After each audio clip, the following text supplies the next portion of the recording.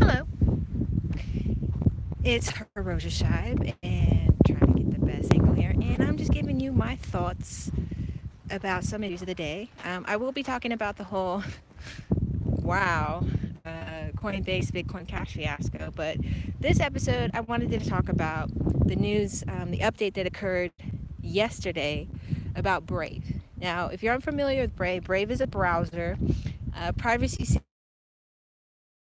Earlier this year, they had, it's a little crazy here.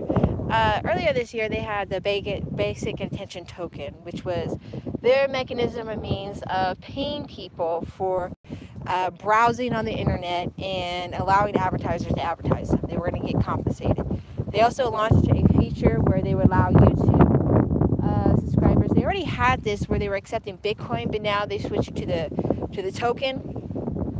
So if you had a YouTube channel and you had the plug-in, your users could tip you in Bitcoin. Now it's the basic attention token. And then you can take the basic attention token and basically convert it.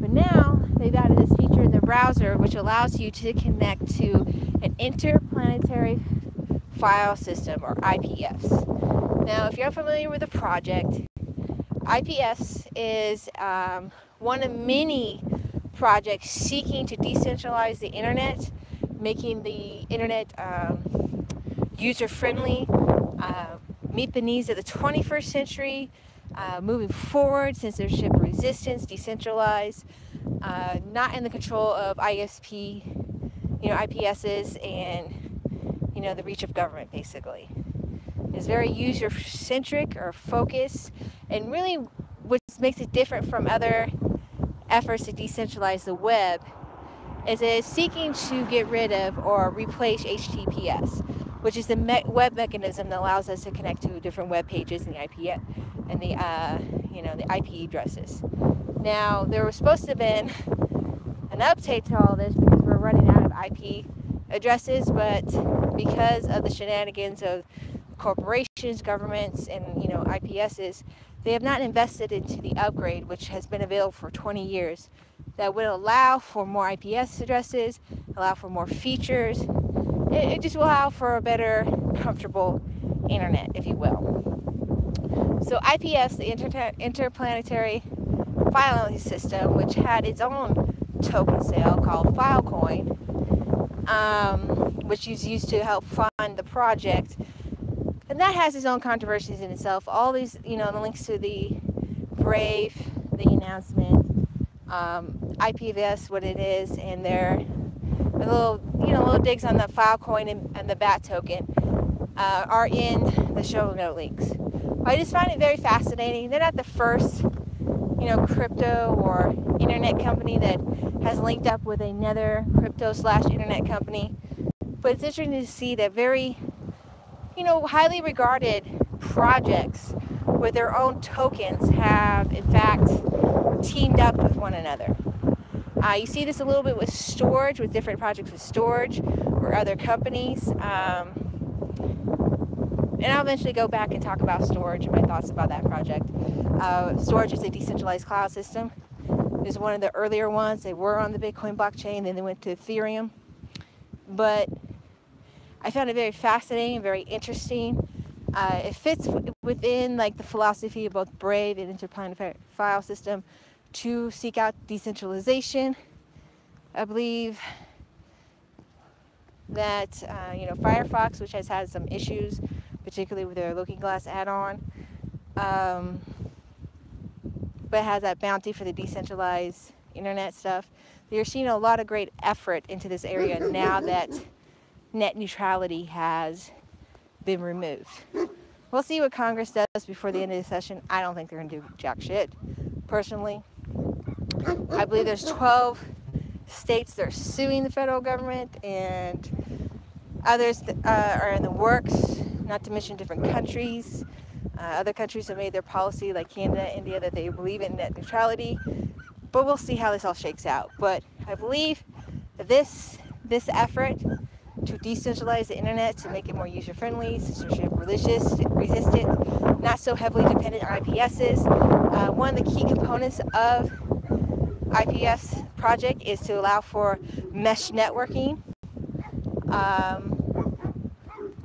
I'm going to go into detail of a post I saw on Medium, in which it detailed how we could, in essence, fix the internet.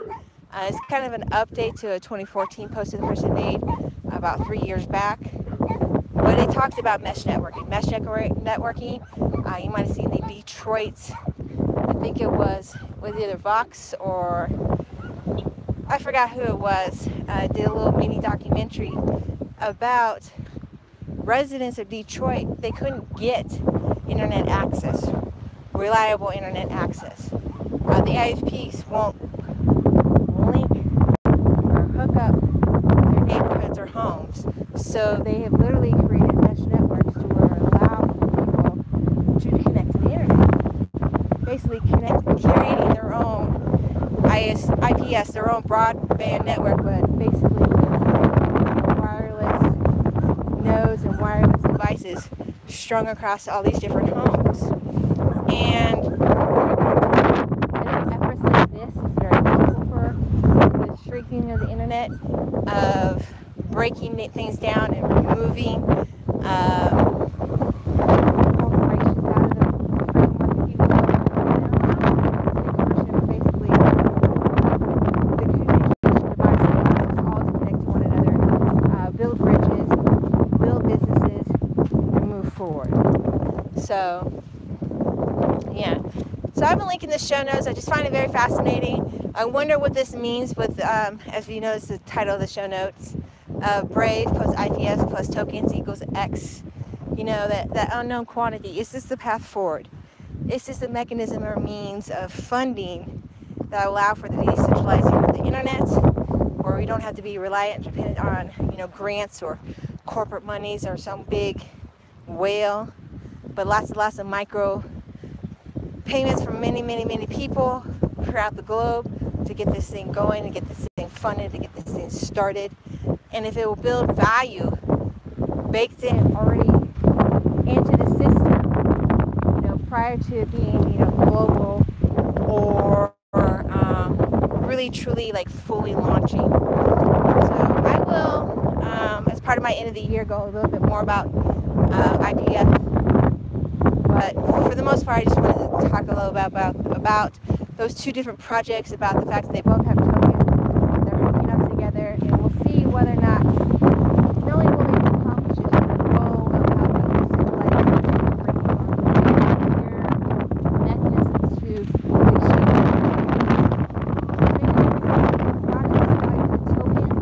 demonstrate